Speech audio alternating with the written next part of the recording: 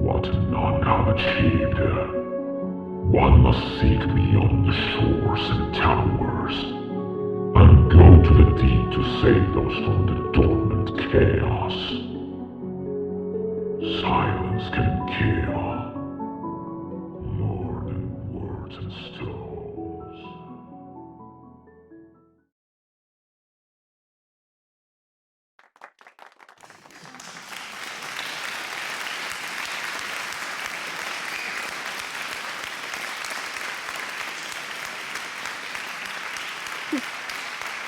You read about one thing, lass. Everyone loves a hero who carries a decapitated head.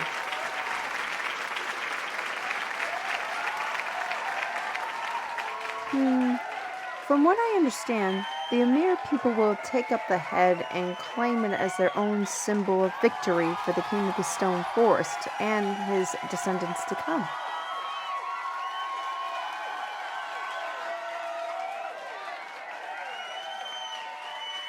Well, I know there were... Wait. Did I just hear you go by first name basics?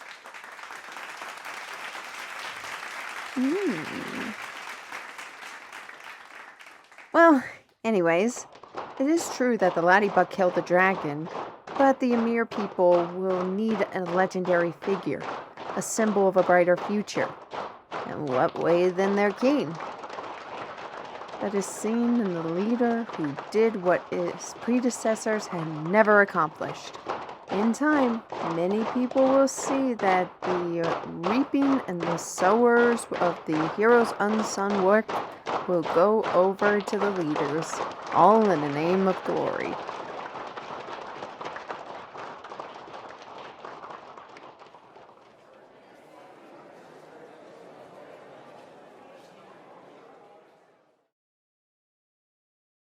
Rise, Teklar Squire of Thalamus. If you were of my land, I would have knighted and lorded you for your bravery and wisdom. Nevertheless, I shall name you and your associates, friends of the Amer people and of the Stone Forest.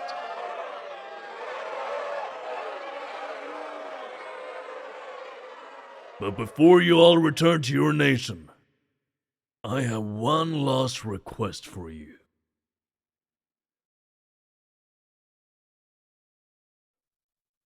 Since it is proven that neither of you came to the land for the glittering stones, each of you can take as many as you want. If you give me your crown and scepter.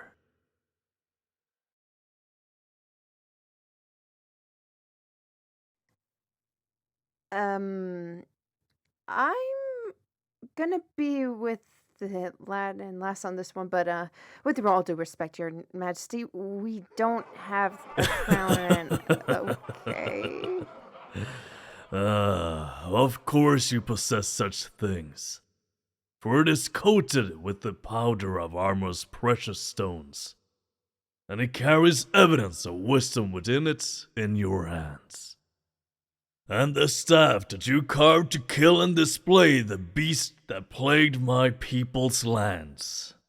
These items are more valuable than the crown and the scepter that my grandfather's grandfather possessed and gave to a generous man who gifted all that you see in my halls and throne room. I'll explain later. In the meantime, we better do as he asks. Lad, will you go help take the dragon's head off of your staff? After the lad removed the skull, the two Amer gods took it and hung it over the throne. The items were presented, and the king gave a smile as he placed the bowl upside down onto his head, followed by the staff in his hand. These shall be passed on, generation to generation, as we enter this new age, unchanged.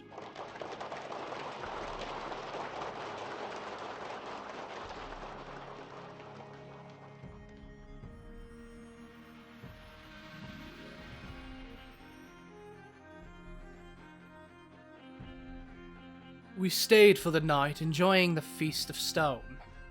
A night of drink, merry, and laughter. I noticed Vinci smiling as she listened to the music. Something I hadn't seen in a long time.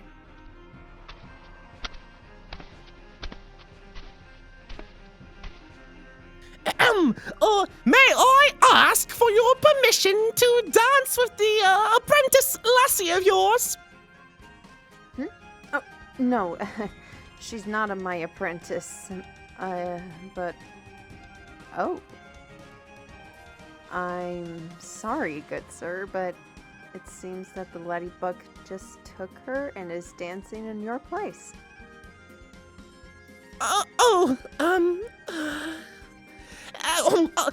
Is it alright then if you dance, Miss Rams?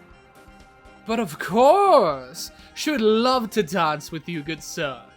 Don't you, Vinci? Wait, I beg your finest pardon?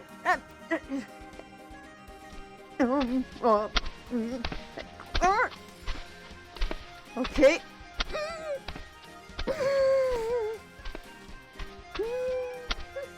Oh, you're a fine dancer.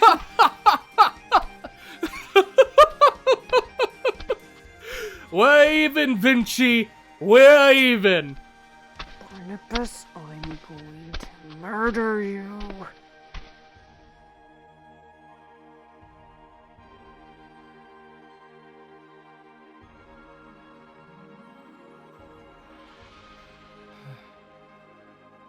At least the lad and lass are having a good time.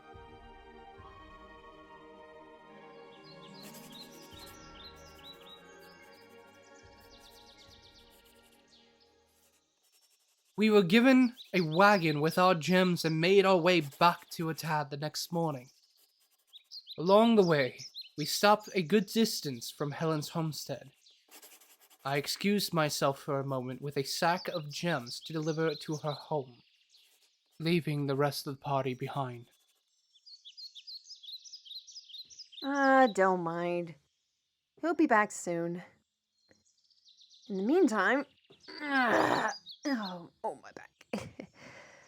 Since we got plenty of time, I believe I owe you an explanation on the surprise on the, quote-unquote, crown and scepter.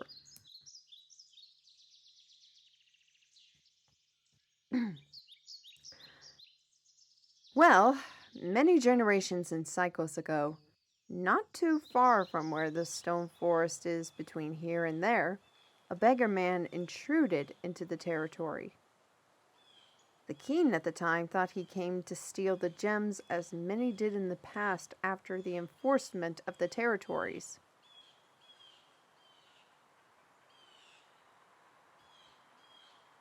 What's so special about these gems is because they are enforced by essence that is naturally seeped from deep into the hearts of this nation. No one truly knows how or why, for many scholars are actually working on figuring that out. Anyways, this man, in his eyes, were filled with honesty and pleading as he explained over to the king that he was stumbling in the pitch black dark of the night during a storm, after he was cast out of the frontier town he was originated from.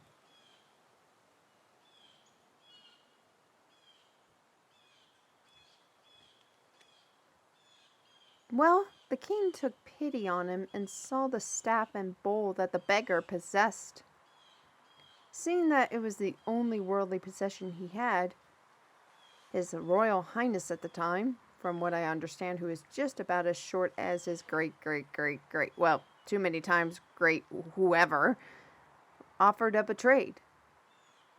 As many stones as he wanted for the crown and scepter in exchange. And in overnight, without any more questions asked, the beggar man became one of the richest men in all of the area.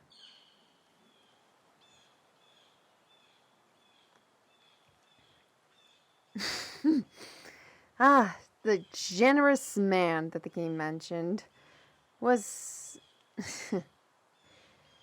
he was actually not a beggar. On the contrary, he was actually one of the richest men in the area and was practically the czar of all the entire frontier town. And when he saw that the beggar man returned a really rich man, he decided to find out more information about him.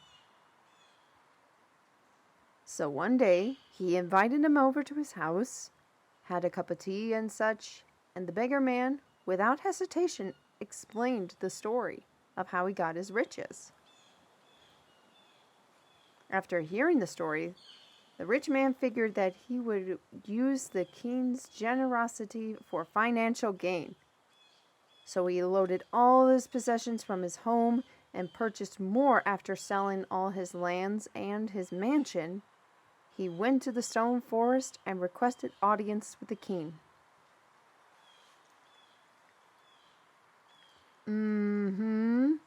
Everything. In which, fun fact, all the furniture, drapings, tapestries, all that you've seen in the throne room, they were actually, I believe from what I understand, came from that same rich man. And when the king saw of how grand and rich everything was, he then told the rich man, saying that he would give him the greatest gift of all after all the generosity and such.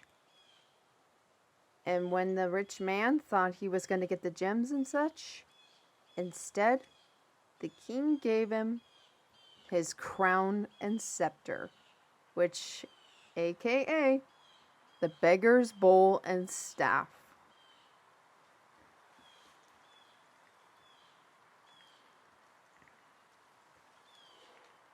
When seeing that he was practically swindled by fate and dramatic irony, he returned to that same town the next day, and then he ended up becoming the beggar. But that was not the end of the story, or so that I've been told. For the rich man who was formerly a beggar saw this man right in the street, and hearing that he did not eat for a few days, decided to take the man in and hired him into his house as a financial advisor and become one of his most trusted staff members. And even after his passing, Obadiah Bardock became a name and legend throughout all the land for helping forming the towns and cities right around Atad, and even helped form a storage system for all the stewards.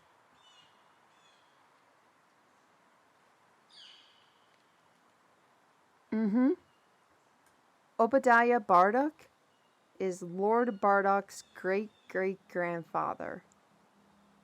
A man from a family of merciful and humble foundations. I believe they have the original staff and bowl displayed in their manor somewhere.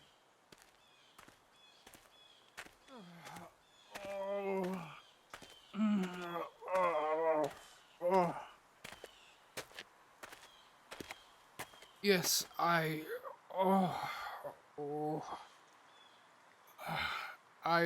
just need to get my head to stop pounding from the lid that was thrown at me. For a sick woman, Primrose is a strong one.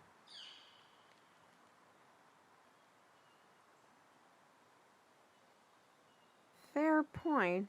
Her husband did die from the stone fever after facing the mountain troll.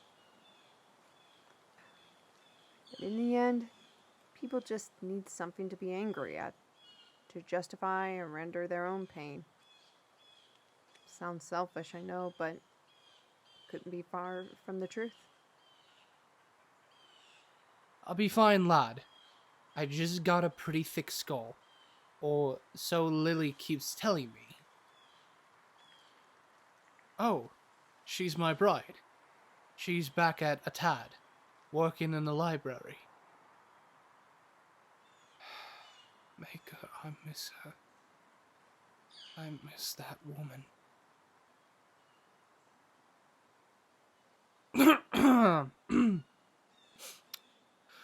Right. Let's get these back to Atad for cataloging. Well, my lad, since we were on an assigned mission, we were given these gems. I mean, we generally cannot accept such gifts or any form of payment, so we get a commission from these stones once they are checked in for surveillance, enchantments, and that are cataloged.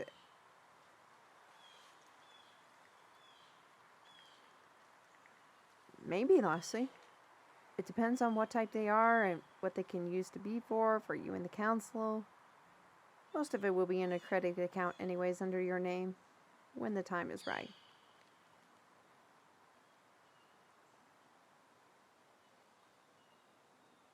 Technically, I joined this mission as a private citizen, since I was rewarded as such. It is my objection to use this newly established wealth to give to the widow financial relief, perhaps giving her daughters a foundation for future marriage offerings.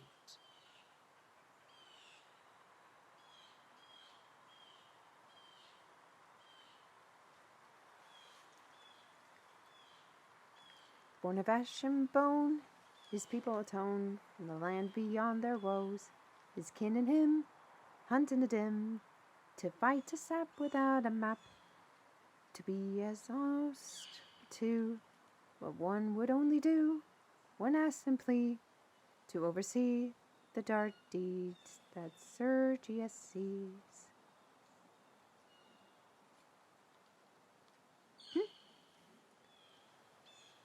Well, it's a common folk song that children often sing in order to behave themselves. You've never heard of this before?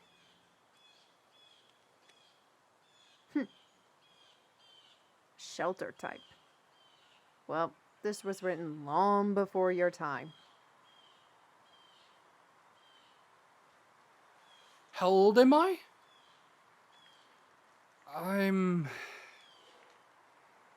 I'm extremely old, shall we say. Luckily, my sister didn't interfere or take the full possession of Tion years ago.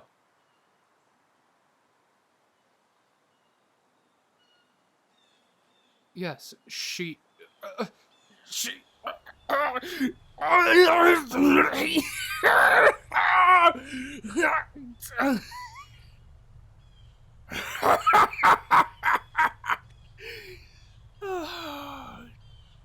Tion the Tainted always meddles with forces she could not leave well enough alone.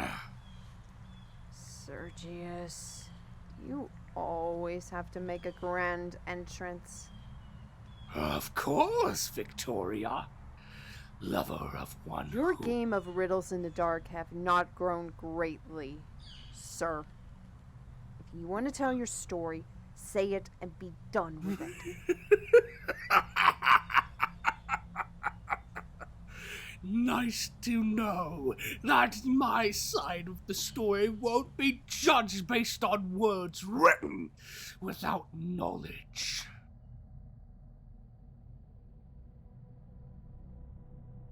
Well, my dear, beautiful, clever lass, over the ages, even after the great four symbols were spoken by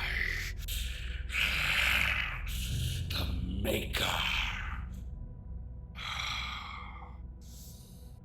humans were destined to have a direction that was right in front of them, but they'd chosen not to.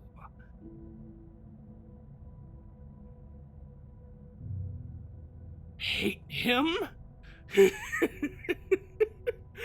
I do not hate him, nor do I desire him, my lad. Even the fallen ones believe him, and they trembled at the mention of his name.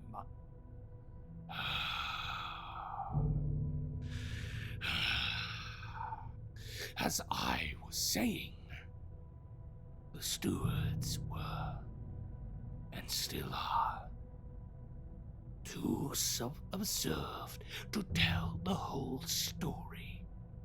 The story of how the Tainted One managed to wound my sister by taking a part of her essence that ended up mooning her right eye.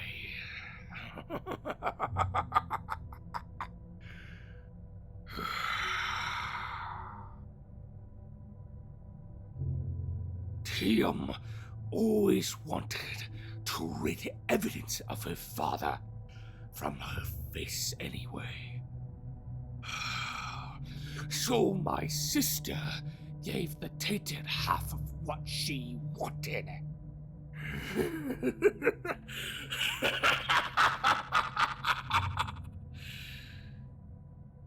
One cloudy gray eye over a thirsty forest.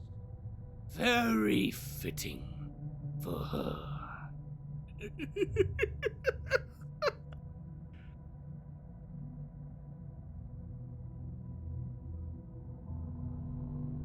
As for me, I was forced to sign a treaty. Oh, by blood of survey, to serve her. And now, to scamp on her shadows.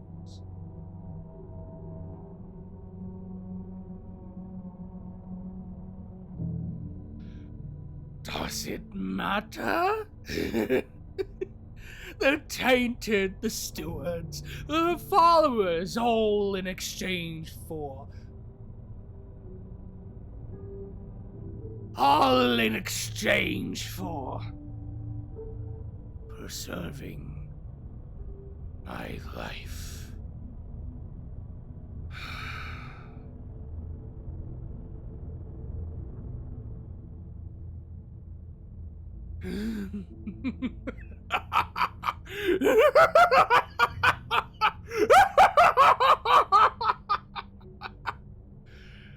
I am laughing at the irony of the fact that the Tainted One forced me to serve with all those promised fools who could have supplemented many of those within and outside of the stewards. They couldn't have had the chance to spread the ways of the Maker for all of Nyarv's well-being. And yet, the definition of self-righteous according to them are shaded in many forms of the grey bones. They rather take the perfect direction of standards than an individual worthy of it over the strays that are in their self-inflicted muckhole.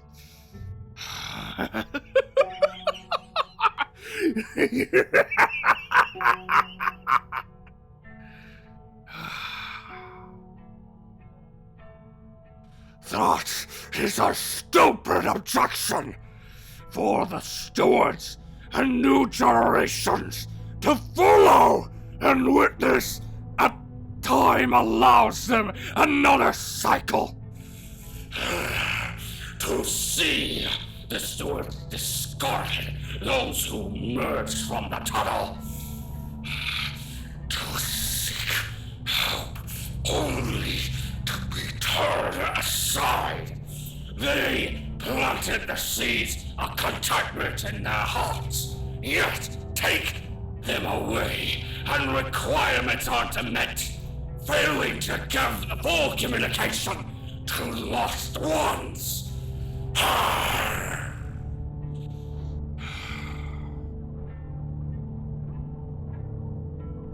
But nothing new is under the sun, as well as the steward's lack of proper observations, followed by actions to have a better understanding of things in ever-changing in this world.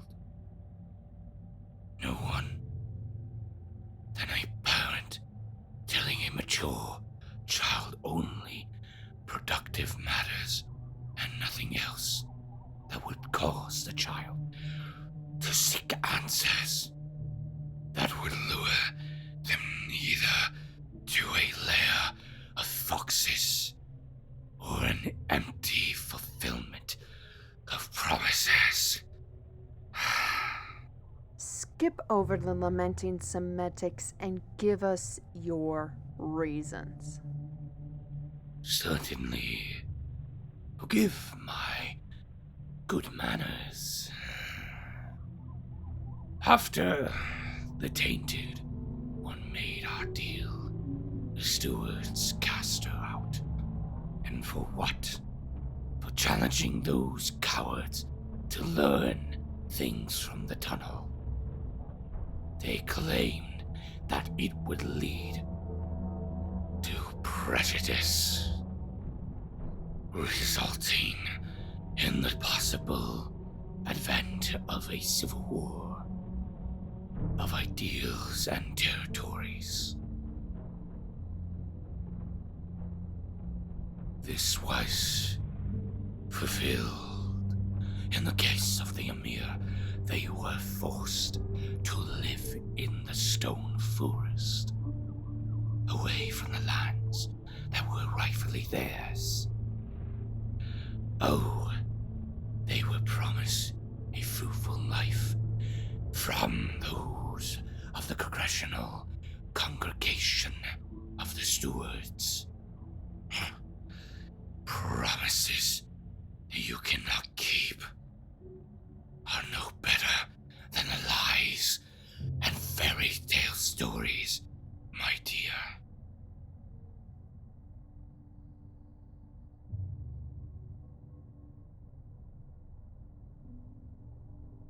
Why do you stay then?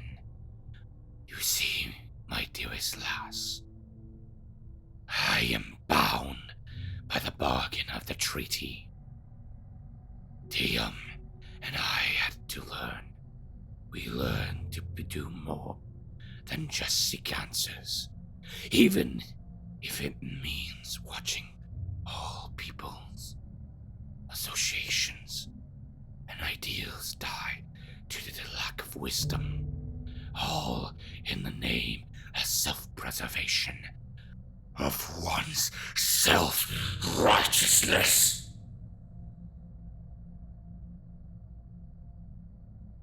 Lass, reach into my bag and pull out something that will quench the hunger of the council that is overwhelmed. Thank you. Here, from the scribe who saw a creature of nightmares. Even its author couldn't be described.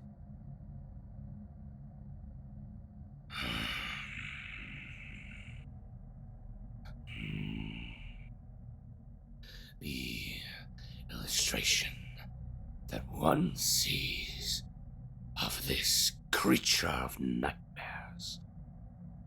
Such a satisfying perspective. A pleasure as always, old friend.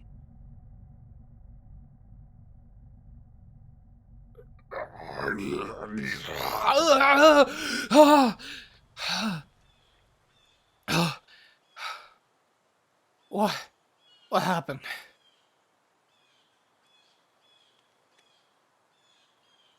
No, I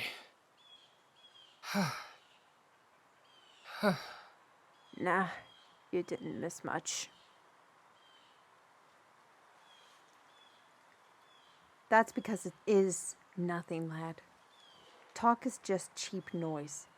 The real question is, what kind of noise would be so harmonious enough for people to accept and adapt to?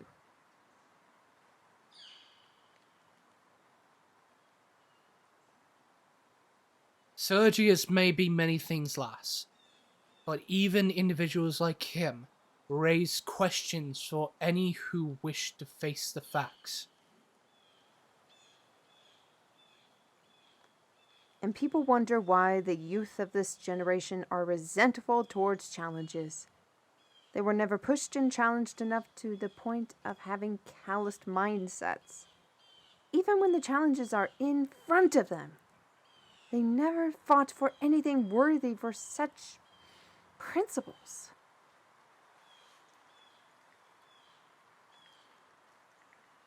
The current problem with what's going on is that we allow our youth to glean essence that is clear, obvious, not of this world.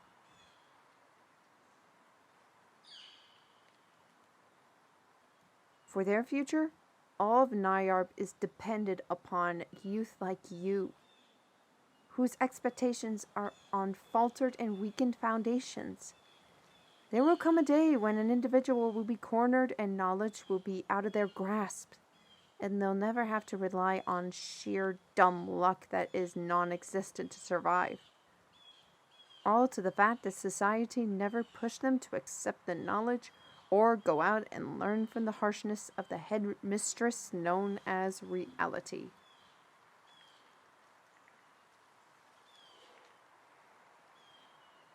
She indeed had experience, lad. Fortunately, Lord Rogers broke her of that mindset. You'll have to ask the raccoon, not my story.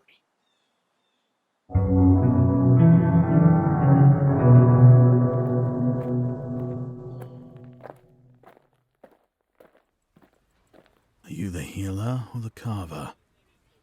Either or none is dependent on one who holds the tool that either one or another can save or take. Welcome back, Dr. Newcastle. At ease, soldiers. I assume you are informed of the situation at hand? Only in need of assistance, Knight Commander. Miss Rams was careful not to allow other ears to compromise the private affairs of the council. Being in hostile territory and being with individuals with questionable integrity, one can't be too careful. You do know I'm present, right? You and Miss Rams are coming with me for a follow-up meeting with Lord Bardock and Lady Lupin. What about them? I am to take both of them to Lord Rogers's office, where Lord Darion and I will compare notes and testimonies to confirm the records that Lord Hindress has collected. What, has he... Vinci, now is not the time to make speculations of your feelings towards an emissary. Fine. Let's not keep Lord Bardock waiting. Knight Captain. Yes, sir. Lord Darion should be at Rogers' office by now. Report back to me with a full report. You men, take the wagon and send it to the North Wing.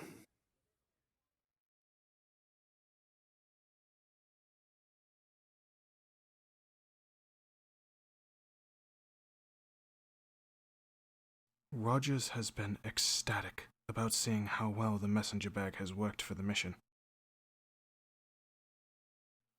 We managed to take the dust you sent and kept 3/4 of it in the vaults. The rest is in Rogers's possession to conduct experiments. To prove his hypothesis by conducting experiments on how the gems have a strong connection with the essence as a living natural organism that's connected beyond the tunnel. And to answer the inevitable question, each of your gems will be in the credit units as part of your commission. Once they are cleared, of course. She's going to be fine. Mostly. It's a protocol for a steward to have a follow-up meeting after a mission. Shh. Listen.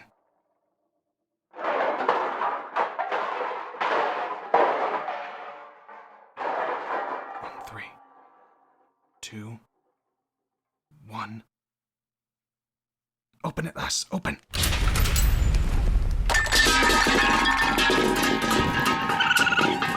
Thank the Maker you're here, my prince.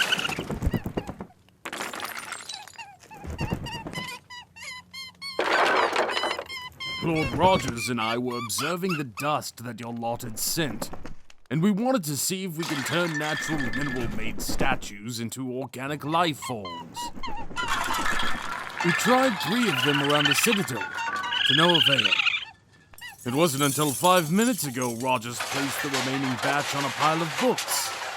I didn't see it as I bumped into it, and it poured all over what I assumed was a garden ornament that he collected.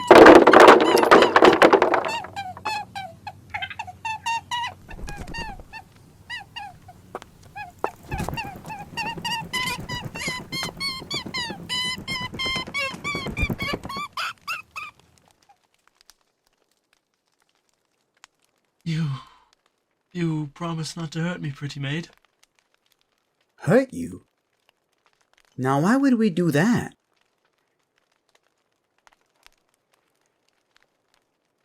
There are men with swords and claws now just as sharp. I promise you, lad, we won't hurt you.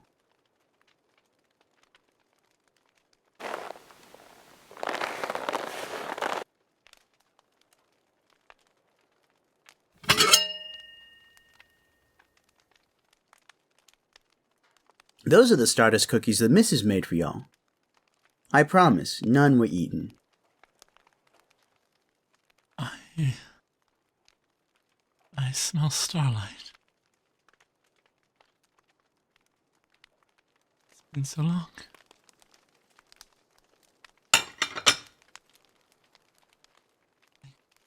Thank you. Thank you. It's been a day and a half since I had something. I last ate something. A day? Who exactly are you? I'm called Gigi. I'm the result of an experiment gone horribly wrong.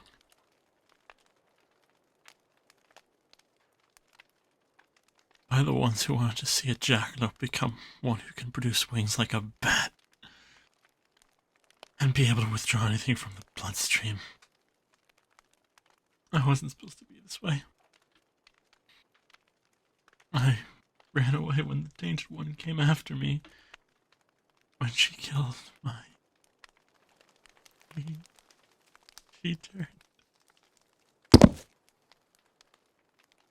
We need to get him to the infirmary, now! Lass, carry him. Lad, run ahead and tell Madame Robin what happened. Hurry!